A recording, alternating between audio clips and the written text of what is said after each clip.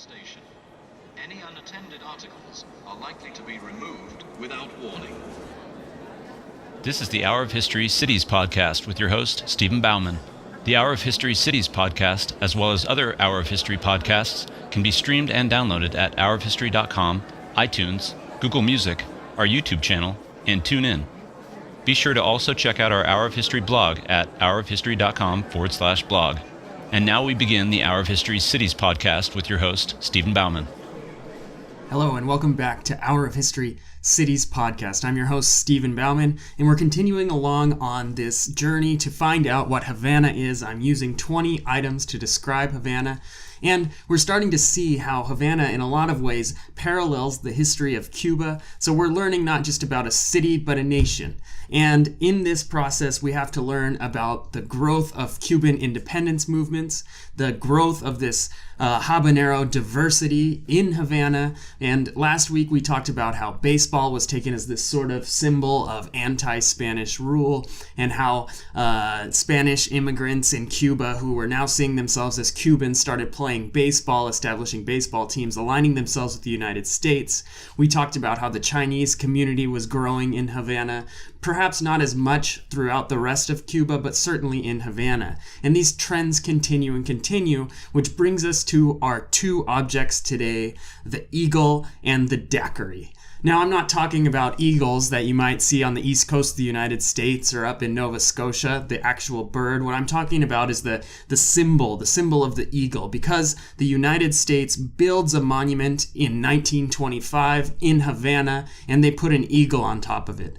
The daiquiri, the famous drink that's made out of rum, lime juice, and syrup, that you might imagine Ernest Hemingway or John F. Kennedy drinking when they're having some of their famous Cuban cigars, is also a symbol of this sort of new Cuba. But in order to get to the delicious taste of the daiquiri and the imposing symbol of this powerful bird that the United States has made its national symbol, we have to first get Cuba to independence. So we ended talking about how Havana was this central place, this central growth of Cuban nationalism.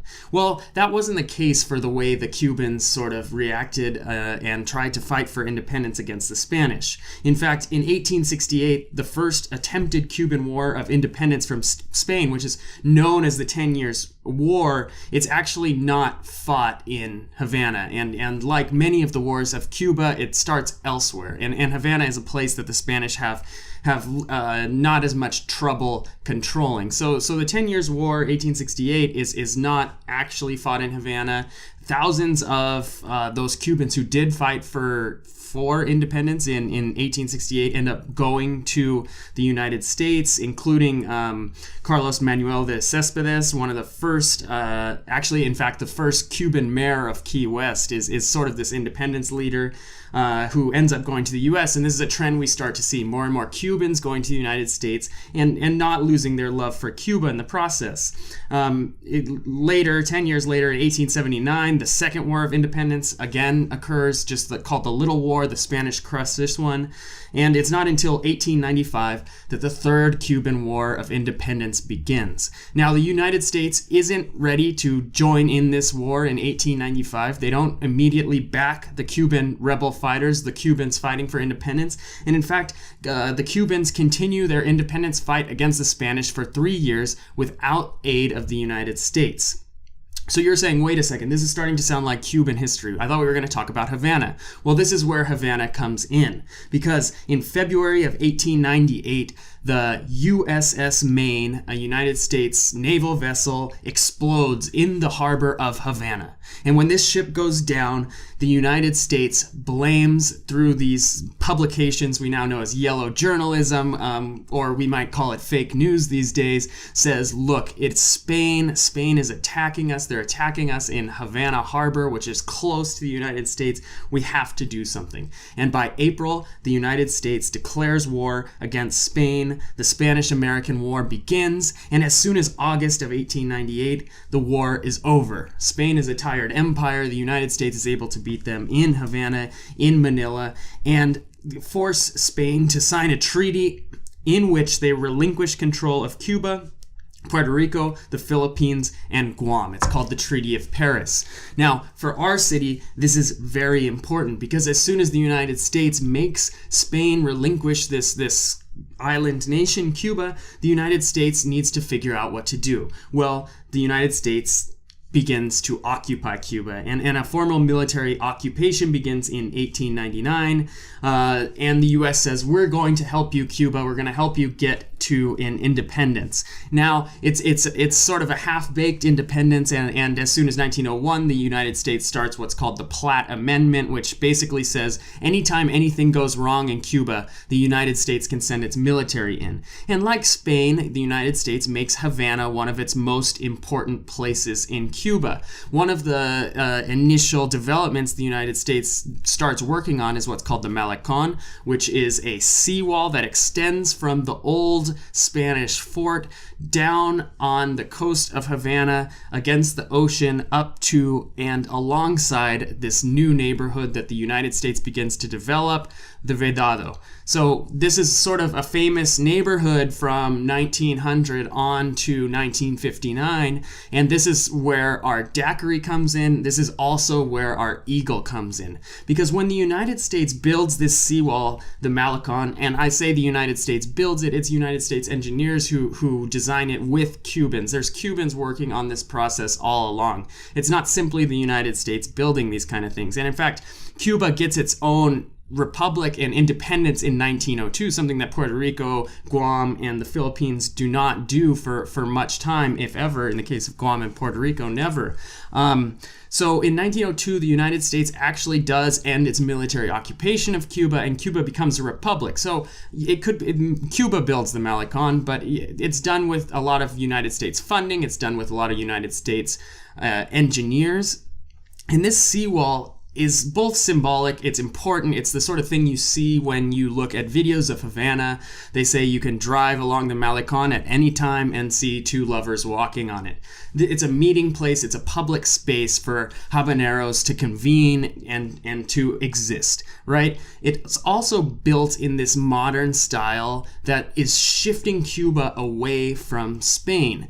The roads outside of the Malecon are built big because they're built for cars to work on them. People, investors like Ford from the United States are thinking about this whole new market they can sell cars to. This Havana is going to be a modern city. We were talking about the Paris of the West when it was under Spanish rule. It's now going to be the Monte Carlo of the West, or it's going to be something else. We're going to have more interaction with the United States. So this Malecon extends from the old Spanish Havana, the old narrow streets and the old forts, and it extends down to the end of it is where the United States ends up building the monument to the fallen USS Maine. Basically, the ship that exploded in Havana Harbor, the U.S. wants to memorialize it as sort of, this is how the U.S. and Cuba became great friends, and we ended Spanish domination. And on top of this monument, it's two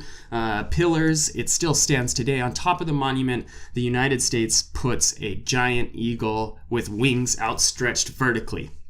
Now, we've talked about the problem of hurricanes in Havana, and this eagle falls victim to a hurricane shortly after it's built. The second eagle they put up has horizontal wings, so it doesn't fly off quite as easily. The first eagle's actually held at the U.S. Embassy in Cuba, although there's not many Americans there anymore. And the other eagle is eventually beheaded by a mob in the 1960 after the revolution, and parts of it are in the Swiss embassy, parts of it are in the City of Havana Museum. But this eagle overlooking the Malecon, looking towards the old Spanish fort, is very symbolic of sort of this new United States influence that's going to last from 1898 really all the way up until the revolution in 1959. So we enter this period of Havana history, this period of Cuban history, in which the United States is dominant, economically dominant. It intervenes anytime anything goes wrong with military occupation. It's not until the 30s that the Platt Amendment is finally removed under a new Cuban constitution. So the eagle, in many ways, is overlooking Havana. And so what does the eagle see? The eagle sees daiquiris. So now daiquiris themselves, this lovely drink, part rum, part lime, part syrup in a cocktail glass, also has its sort of emergence story in the Spanish-American War. Now, we don't really know, who invented it. There's a lot of mythology around the daiquiri, but one of the things is it's named after a iron mine in Santiago, so the other side of Cuba, and the word is actually of Taino origin, so the original natives that came to Cuba. Now, it gets popularized after the Spanish-American War. Some influential American congressmen, some influential American naval officers continue to order it. It becomes a popular drink. There are a lot of Americans in Havana, and this is the sort of thing you order when you go out there. Ernest Hemingway, the author, at the time when the United States is building its monument to the USS Maine, he's actually in Paris, and John F. Kennedy isn't quite, he's still a child. So the iconic sort of look of an American drinking a daiquiri in Havana and having a Cuban cigar doesn't come around till much later, but it's really symbolic for the growth that Havana, especially in Vedado neighborhood, undergoes during this U.S. sort of period of influence. Now, along the Malecon, mansions start to arise, gigantic mansions, and with fabulous sort of fixings. These sugar barons, both from Cuba and the United States, people who own giant plantations elsewhere in Cuba, are taking this wealth and taking this trade agreement they have with the United States with huge concessions for sugar and goods that are taken from Cuba and sold to the United States, and they're just building outrageously big mansions. One mansion along the Vedado actually imports its sand in the front yard from the River Nile because it wants to have a more authentic sort of sand than I guess any sand you would find in Cuba. And this sort of outrageous spending and this outrageous wealth begins to develop a tourist industry and begins to create the emergence in these neighborhoods of new hotels, of new bars, of new places for Americans to come and vacation, spend their money, and go wild. So anytime you have the Navy, anytime you have this new development on a paradise type island, or an island that's marketed as paradise anyway for the people who have money, you have the emergence of these new industries such as alcohol and tourism. Another thing happens in the United States that sort of really explodes the alcohol industry in Cuba, and that's prohibition. So when prohibition is signed into law and it's illegal to drink alcohol in the United States, the rich people flock to Havana.